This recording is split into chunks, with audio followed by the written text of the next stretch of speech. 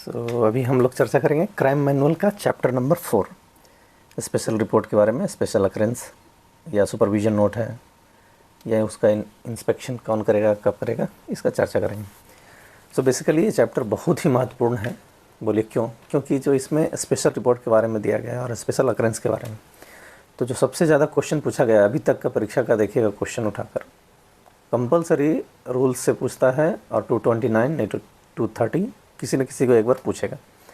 229 क्या है, जिसमें स्पेशल रिपोर्ट्स के बारे में बताया गया है, एंड 230 क्या है, जिसमें स्पेशल ऑकरेंसेस के बारे में बताया गया है।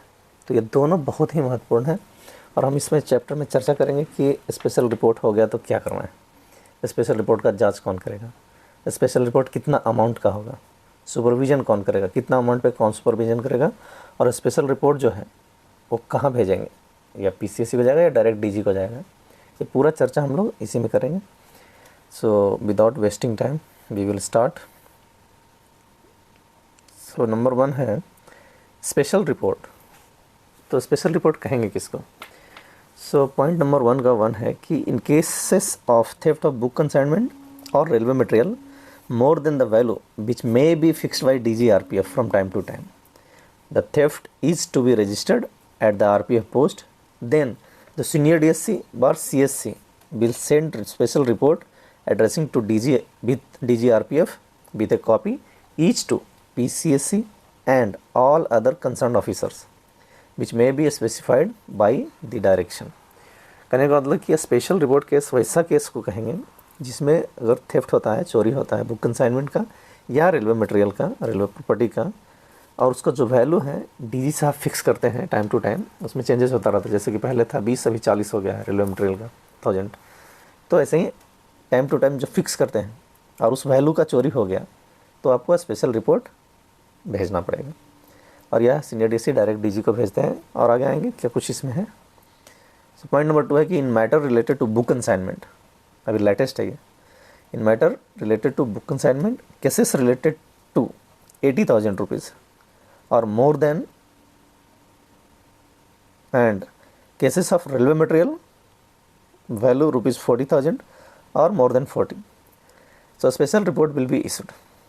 तो दूसरा क्वेश्चन आपको यहाँ से बन जाएगा, जनरली पूछा ही जाता है कि बुक कंसाइनमेंट का अगर जो चोरी होता है उसका वैल्यू क्या होगा, तो हम स्पेशल रिपोर्ट करेंगे, या रेलवे प्रॉपर्टी का चोरी कितना वैल्यू का होगा, ताकि स्पेशल रिपोर्ट हम भेज पाएंगे। तो ये दोनों का आंसर आपको 1 का 2 पॉइंट में बताया गया।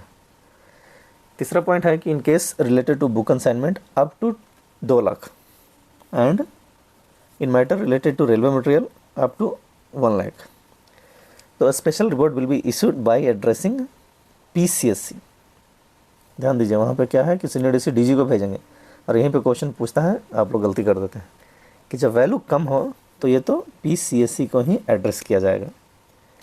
While the cases related to book consignment of more than 2 lakhs and railway material of more than 1 lakhs, the special report will be issued addressing to director general RPF. इसका format बिल्कुल नीचे है, मैं आपको दिखा दूँगा कि स्पेशल रिपोर्ट का फॉर्मेट क्या रहेगा। तो यहाँ ध्यान देने वाली बात है कि 1 लाख से कम या बुक कंसाइनमेंट 2 लाख से कम है तो स्पेशल रिपोर्ट जो भी भेजेंगे वह पीसीएससी तक ही रहेगा। अगर 2 लाख से ज़्यादा वैल्यू का हो गया तब आप डीजी को भेजेंगे, डीजी आरपीएफ को स्पेशल रिपोर्ट भेजेंगे। नेक्स्ट है, और डायरेक्टिव 40 में लिखा हुआ है। नेक्स्ट है पॉइंट नंबर 4 कि procedure to issue special report. क्या प्रोसीजर होगा स्पेशल रिपोर्ट इशू करने के लिए? When registered case of theft of book consignment or railway material comes under the special report, then within 24 hours of registration of the case, inspector in charge will issue a special report in prescribed format addressed to senior DSC या DSC and copy to ASC. Within 24 hours, इससे भी question पूछता है कि कितना time में special report issue हो जाना चाहिए। नेक्स्ट है कि special report case shall be inquired by inspector. ये तो फिक्स कर लीजिए कि स्पेशल रिपोर्ट केस हो गया तो उसका जांच कभी भी इंस्पेक्टर ही करेंगे। समटाइम्स इसमें देखने को मिलता है किसी पोस्ट का इंस्पेक्टर नहीं है समझिए, या वहाँ पे वैकेंट है या लीव में है। लीव में है तो चलो दूसरा हो जाएगा, लेकिन अगर वैकेंट है सब इंस्पेक्टर ही वहाँ पे चार्ज में है तो ध्यान देना है कि सब इंस्पेक्टर नहीं करेगा जांच, बगल का या एडजस्टेंट जो भी पोस्ट है उनका इंस्पेक्टर को सीनियर डीसी महोदय नॉमिनेट करेंगे और वही जांच करेगा। अभी रिसेंटली सिक्योरिटी सर्कुलर नंबर 3 आया है, उसमें भी क्लियरली मेंशन कर दिया गया है कितना जांच इंस्पेक्टर करेंगे, कौन सा केस का इंस्पेक्टर जांच करेंगे, एसआई जांच करेंगे और कितना टाइम में करेंगे। पूरा डिटेल्स उस पर भी चर्चा करूँगा मैं। सो इंस्पेक्टर से नीचे तो जांच नहीं करना है, स्पेशल रिपोर्ट केस हो जाता है तो।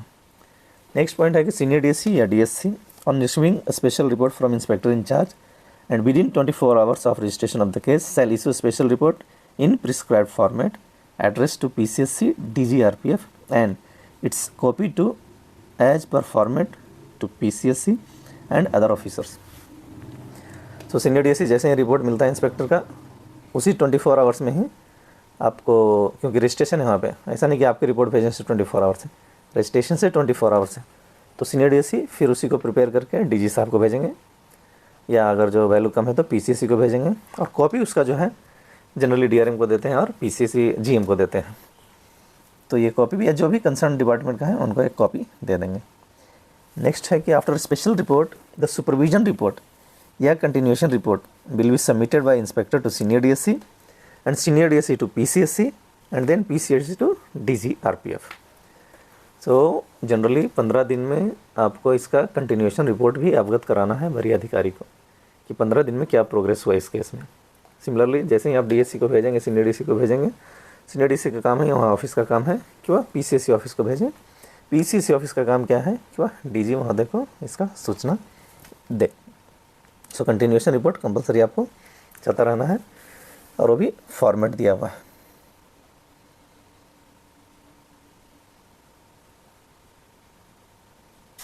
नेक्स्ट है आपका कि if case is transfer to another zone then the copy of a special report issue in the case will be sent with inquiry report to that zone with intimation to railway board and excepting zone will not issue special new fresh special report.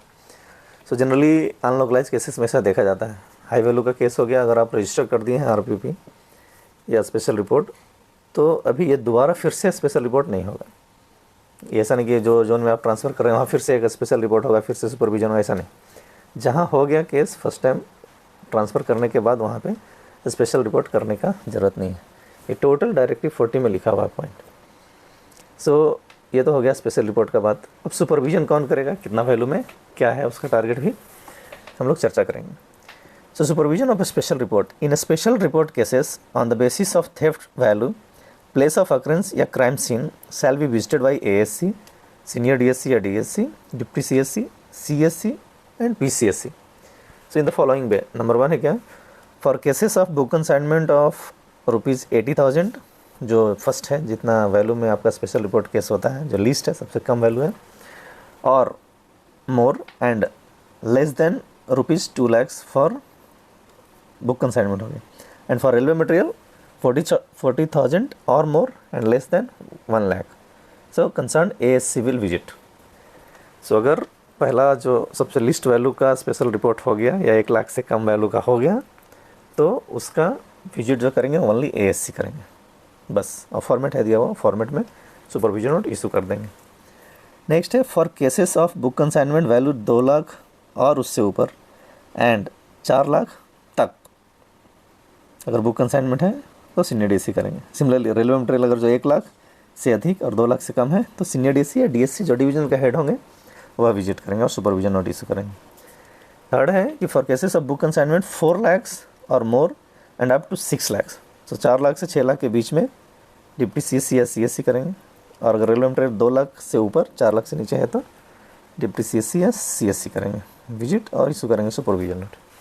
अगर book consignment 6 lakh से ज़्यादा है और railway material 4 lakh से ज़्यादा है, फिर कितना लिमिट नहीं, ऊपर का कोई लिमिट नहीं, तो वहाँ का जो जोनल हेड है पीसीएससी महोदय हैं वह प्लेस ऑफ अकरेंस को विजिट करेंगे और सुपरविजन नोट इशू करेंगे। ये भी डायरेक्टिव 40 में दिया गया है। यहाँ से भी क्वेश्चन हमेशा पूछता है कि किसका कितना वैल्यू का सुपरविजन कौन करेगा, तो ये भी आप ध्यान रखेंगे। नेक्स्ट पॉइंट है कि supervision of a special report case shall be done as per points specify in the format of supervision note. नीचे है, उसको भी एक बार आपको शेयर भी कर दूंगा कि स्पेशल रिपोर्ट का फॉर्मेट क्या है, सुपरविजन नोट का फॉर्मेट क्या है। तो जो फॉर्मेट में दिया गया है उसी हिसाब से पॉइंट वाइज आपको देना है या सबमिट करना है। सो नेक्स्ट है कि supervision of special report cases shall be done within 15 days of issue of special report by the competent officer based on the value of theft and in accordance to the जो annexure 2 दिया गया वही list and specified format issued by RPF DGRPF. So ये भी question बहुत बार पूछा है कि स्पेशल रिपोर्ट केस हो गया है तो सुपरविजन नोट कितने दिन के अंदर भेजा जाना चाहिए, और आंसर है आपका 15 दिन। तो इस पर भी आप ध्यान रखेंगे, यह हमेशा पूछा जाता है। नेक्स्ट है कि process of inquiry should be completed within 60 days। अगर स्पेशल रिपोर्ट केस हो गया है तो पूरा इंक्वायरी जो कंप्लीट करेंगे 60 दिन के अंदर में करेंगे। एक्सटेंशन का बात है, वो भी आगे चर्चा कर लेंगे, 1 महीने का एक्सटेंशन मिल सकता है, लेकिन प्रायोरिटी तो क्या है, आप 60 दिन में करेंगे। 90 दिन का टारगेट नहीं लीजिए, कोशिश यह कीजिए 60 दिन के भीतर आपका जांच हो जाना चाहिए। If inquiry is not completed in 60 days then senior DSC या DSC shall study the inquiry file to find out the reason of non completion of inquiry. If EO is intentionally delaying, अगर intention से delay करेंगे तब तो आपको हानि हो जाएगा, कुछ ना कुछ प्रॉब्लम मिल जाएगा आपको। लेकिन अगर जांच सही कर रहे हैं और सीनियर डीएससी साहब आपसे जांच का जो फाइल देखे हैं उनसे संतुष्ट हैं, तो अगर आप चाहते हैं रीज़न देकर इंक्वायरी का परमिशन लेना चाहते हैं तो पीसीएससी महोदय के द्वारा 30 दिन का आपको एक्सटेंशन मिल जाएगा, मतलब total 60 + 30 90 days। And if process of inquiry is not completed in 60 days since accused is in the jail और accused is in judicial custody then part chargesheet will be submitted against whom inquiry is completed. अभी समझिए कि 12-13 accused है, 4-5 accused है, उसमें 1 या 2 jail में है, तो बाकी का जो भी जांच की है उसका आप चार्जशीट सबमिट कर दीजिए। उसके लिए इंतजार नहीं कीजिए, छूटेगा उसका जांच करेंगे, अरेस्ट करने के बाद या पीटी वारंट लेकर आनेंगे, कुछ भी नहीं करने का जरूरत नहीं। पहला जो जांच आप कर लिए हैं उसको आप सबमिट कर दीजिए। तो कुछ नोट्स है, ये तो फैक्ट है, इसको देखना है कि the facts mention in para 2.5 are not confirmed by criminal code of conduct 1973 since after the inquiry RPF as per section 8 railway property unlawful possession act submits complaints in the court instead of chargesheet. So हम लोग जो डालते हैं वो chargesheet नहीं, complaint है। आप section 8 पढ़ेंगे, उसमें जांच कैसे करेंगे आरपीपी का जो है, तो उसमें क्लियर हो जाएगा। फिर भी यहाँ पे थोड़ा चर्चा कर देना चाहिए। एंड जो instead of chargesheet as per section 173 का point number 2 of CrPC, therefore provision related to supplementary chargesheet as mention in section 173 of CRPC shall not be applicable in the inquiry by RP। Supplementary chargesheet नहीं करना है, लेकिन जो जांच कर दी है वो आप सबमिट कर सकते हैं। If in a case there are more than one accused and some of the accused among them are absconding, then in said case if subject material of crime is certified as railway property and based on other evidences with any person known to the facts and situations of the case or documentary evidence as the case may be, complaint can be filed against all the accused after complying the direction mentioned in 82-83 of CRPC against other absconding। सो आप 82-83 कब करते हैं? Generally जब NBW आपका होता है, देखिए NBW अगर एक्यूज नहीं मिल रहा क्या करते हैं, सीधा 82-83 पे चले जाते हैं। फर्स्ट उसका प्रोक्लेमेशन करते हैं, बाद में अटैचमेंट ऑफ प्रॉपर्टी। तो सेम आप यहाँ फॉलो कर सकते हैं अब अगर एब्सकॉन्डिंग है एक्यूज तो। नेक्स्ट है PCSC will intimate DGRPF of increase in time duration after 60 days of inquiry. अगर 60 दिन से ज़्यादा जांच का परमिशन जो देते हैं 1 महीने का और 30 दिन का, तो उसका सूचना DG महोदय को भी पीसीएससी दे देंगे कि हमने इतना परमिशन दिया है कि बढ़ाने के लिए। And after inquiry if evolution of case happens then after completion of inquiry complaint shall be filed in the court. Clear है, जांच होने के बाद कंप्लेंट फाइल कर देना है कोर्ट में। Even after all efforts if case is not work out then inquiry officer will send his report to ASC will send inquiry documents to concerned public prosecutor. After reviewing the file by public prosecutor, it will be decided in clear terms whether the matter is proved or not, on basis of which report will be with documents will be sent to ASC. So precise observation of documents, inquiry report and review report of public prosecutor will be done by ASC. If at this stage मतलब अभी any lacuna is found then case file is again send to inquiry officer for rectifying the lacuna and inquiry officer will again send the case file to ASC after rectification of lacuna. Rectification of lacuna will be checked, and once satisfied with rectification, case file will be forwarded to senior DSC, and senior DSC will do precise observation of the case file. After that, for closure of case file with recommendation will send to PCSC. सो अगर आपको लग गया कि case तो मिलने वाला नहीं है, एक्यूज का चांस नहीं मिलने का, केस वर्कआउट नहीं होगा, प्रॉपर्टी रिकवर नहीं होगा, तो आप रिपोर्ट भेजिए एएससी साहब को। एएससी साहब with the help of public prosecutor, जो भी आपके पीपी वहाँ पे होंगे, उनसे उनका ऑब्जर्वेशन लेकर रिपोर्ट बनाकर सीनियर डीएससी को भेजेंगे। सीनियर डीएससी फिर से उस पर अपना ऑब्जर्वेशन रखेंगे एंड सीनियर डीएससी एक बार फिर से सेटिस्फाई हो गए कि अगर लैकुना कुछ है उसको रेक्टिफाई कर दिया गया है, तब सीनियर डीएससी फिर पीसीएससी को ही फॉरवर्ड करेंगे ताकि स्पेशल रिपोर्ट केस क्लोज हो सके। नेक्स्ट पॉइंट है 2.9। So precise observation of the case file will be done by PCSC and if case deserves to be closed then he will return the case file to senior DSC with his approve.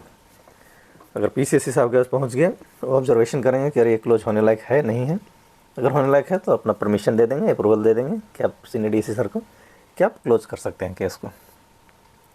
Then senior DSC या DSC office will send the case file to inquiry officer to apply in concern court for closure of the case.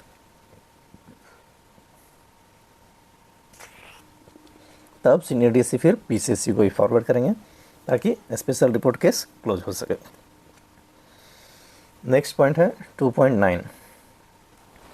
So precise observation of the case file will be done by PCSC and if case deserves to be closed then he will return the case file to senior DSC with his approval. अगर PCSC साहब के पास पहुँच गए तो observation करेंगे कि अरे ये क्लोज होने लायक है नहीं है। अगर होने लायक है तो अपना परमिशन दे देंगे, अप्रूवल दे देंगे कि आप सीनियर डीएससी सर को कि आप क्लोज कर सकते हैं केस को। देन सीनियर डीएससी या DSC office will send the case file to inquiry officer to apply in concerned court for closure of the case.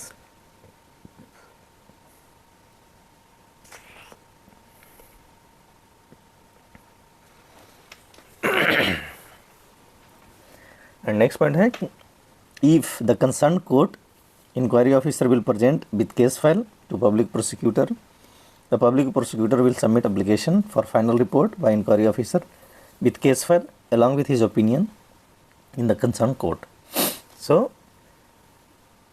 जैसे ही परमिशन मिल गया आपको कि क्लोजर कर सकते हैं तो आप एक तो एप्लीकेशन देंगे पीपी के थ्रू, फाइनल रिपोर्ट जो भी आपका इंक्वायरी किए हैं कि इसका जो ओपिनियन है कोर्ट में, अभी कंसर्न कोर्ट जो भी आपका कोर्ट पड़ता है वहाँ पे क्लोजर के लिए या क्लोज हटाने के लिए केस को आप रिक्वेशन दे सकते हैं।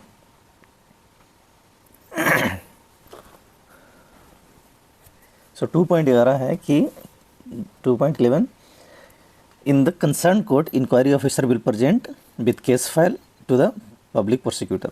जो भी कोर्ट है वहाँ पे इंक्वायरी ऑफिसर केस फाइल के साथ में पीपी के पास रिपोर्ट करेगा and PP public prosecutor will submit application for final report by inquiry officer with case file along with his opinion. वो अपने ओपिनियन के साथ भी कि केस को विड्रॉ क्लोज कर सकते नहीं कर सकते हैं वो एप्लीकेशन लगाएंगे। If after inquiry as per provision RPP Act commission of crime is not proved, then inquiry officer will take permission from senior DSC या DSC to submit an application in the court for the closure of concerned case, and as per order of court on that application necessary entry will be done in concerned register and will ensure the disposal of recovered property if any as per the order of court.